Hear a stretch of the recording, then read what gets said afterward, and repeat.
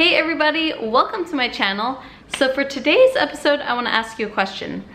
Let's imagine you're going into a diet or some sort of weight loss program, and by day 3 or 4, you're kind of like, oh my god, I'm so bored of this food, I just want to stop. And if that's you, that is not a problem. In fact, so many of my clients who want to lose weight often find themselves getting super bored and sick and tired of eating healthy food by day 3 or 4, which is the most common. Most of them will come to me and say, Charmaine, what can I do about the food? How can I make it more interesting? How can I make the textures better so I eat this way?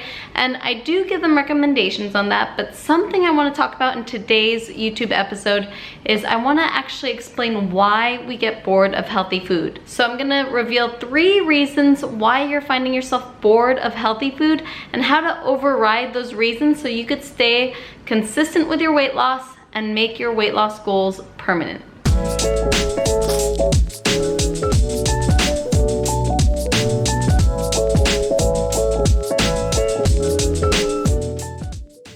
So reason number 1, which you may not expect, is that you have a high pleasure thermostat. So you're probably like, what the hell does that even mean?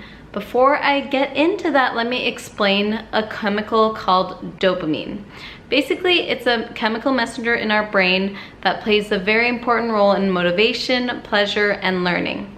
And whenever you eat food, your brain releases dopamine because that tells your brain what is important for survival and what's not. For example, anytime you eat, you release dopamine. Anytime you have sex, you release dopamine. Like any sort of pleasurable activity will release this chemical so that your brain knows, oh, okay, this is very rewarding, this is very pleasurable, we need to do this again so our species survives. But the thing is, not all foods are created equal when it comes to pleasure. As you can see in our modern day society, some foods are literally engineered and created by human beings that haven't been created in the planet before, right? Like things that are processed, packaged, non-perishable, and anything that's artificially concentrated with sugar and flour has been manipulated in some way by humans.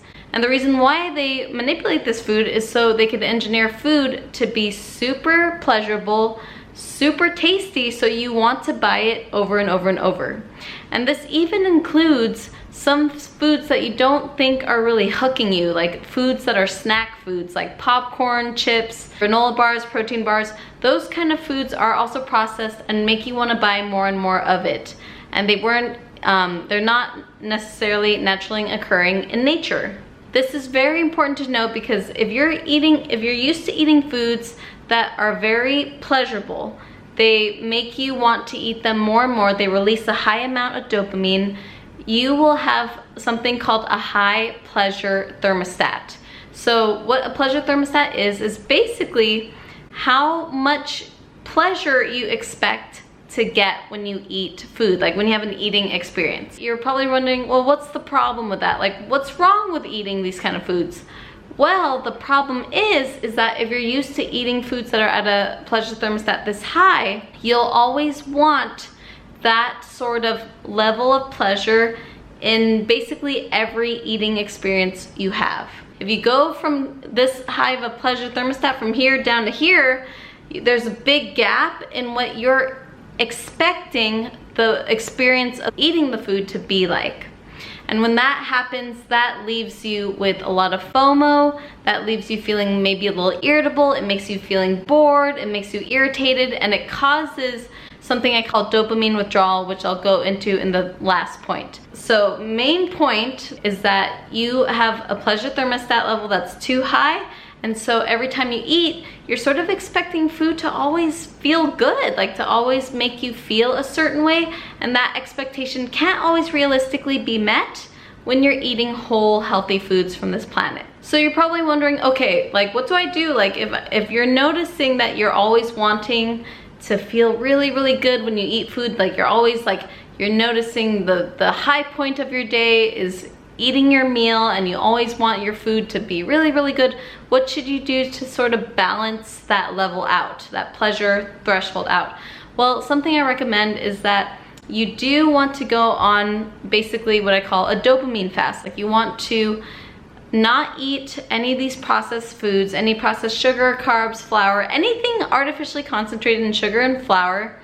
You want to avoid for a minimum of 30 days. When you abstain from those foods for 30 days, your brain, the dopamine levels can actually balance out again so that your pleasure thermostat goes back down to normal levels. So then you'll find pleasure again in real whole foods that are healthy for you to eat. But that would require for you to get off of those sugary, artificial, processed foods for 30 days minimum. Now, if you want to know what foods I recommend for this 30-day reset, you could download my sugar-free food guide by clicking the link below in the video description box. Reason number 2 why healthy food is boring to eat is also because you're experiencing something I call dopamine withdrawal. So like I said in the first part, when your pleasure thermostat is set super high, if you go from this high of a thermostat level down here, that gap is what I call dopamine withdrawal. It's as if you're coming off of a drug, basically. It's like you have withdrawal from eating foods that are so exciting and so rewarding. So in that gap, it's gonna feel boring. It's gonna feel really irritating. You're probably gonna feel restless. You might even throw a tantrum a little bit. You might even wanna feel like crying a little bit because you're not used to eating at this level of pleasure. You're used to being up here. So as you're sort of calibrating your dopamine levels, you're going to feel that dopamine withdrawal. So I want you to expect these certain withdrawal symptoms just as being normal and part of the process. So just know these symptoms I'm gonna list out and just know to expect them, and it's all totally normal. So these are the symptoms of dopamine withdrawal that I've seen in myself and my clients over the years. So some examples are things like irritability, frustration, FOMO or fear of missing out, sadness, maybe even a little depression, restlessness, and also boredom. So as long as you know these symptoms ahead of time and you know it's normal, you know it's part of the withdrawal process, that's just what I want you to look out for. And that leads me to my third reason and my third hack for you. So the third reason why you easily get bored of eating healthy food is because you're not great at getting bored. And this is I think by far the toughest one, and it applies to basically everybody living in America or some sort of developed country in this day and age. Like, we all suck at getting bored because in this day and age, pleasure is available to us literally in our phones, in our computers. We are being hit with all these dopamine triggers nonstop, like 24/7. So the way to override that is you have to learn how to actually be comfortable with being bored. And that means being comfortable with pleasures in life that aren't artificially concentrated. Like, basically, can you find pleasure in things that don't have a lot of dopamine triggers, whether it's like things that don't have to do with food, things that don't have to do with technology, but just natural pleasures that are occurring in this planet. Even things like taking a walk, like moving your body, watching the sunset, like all those things that we could still enjoy, but they're naturally occurring in nature. They weren't man-made sort of dopamine triggering objects. So a way to help you find joy in those natural comforts, those natural pleasures again, because I know this is really hard, especially in our society where we can be basically receiving so much pleasure in artificial ways so easily. So some ways you could do this, first of all, is being comfortable with being bored, like allowing yourself to notice what it feels like, even for a couple seconds, even for a minute. Just notice what it's like for you to not do anything. Just really experience, like, okay, I could not do anything for a minute. What's that like? Just being totally curious and just sort of like in a beginner's mindset about it. Just like a childlike mindset about, like, what is this like to just not do anything?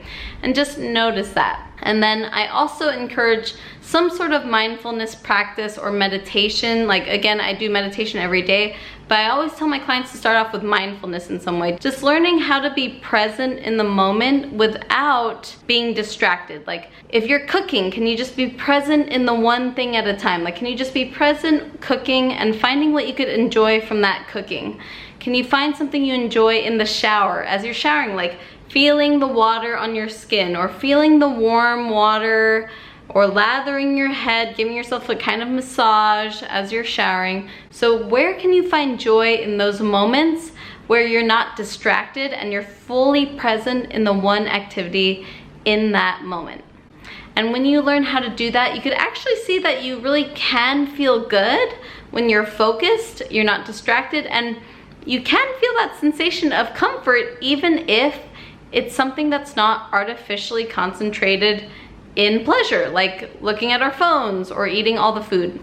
So that's what I recommend for the third hack. It's like, be present and mindful in one thing at a time and find out what you could enjoy in just that moment. All right, everyone, so if you love this video, if you wanna learn more about how to lose weight permanently and how to finally reach your goal weight for the last time, like no more weight loss programs, go ahead and subscribe to my channel by clicking the subscribe button below and hitting the little bell for notifications of all my future videos. All right, everyone, so I hope you had a great time watching this. Hope you learned something new. Would love to hear more about what you thought in the comments, and I'll see you in the next video.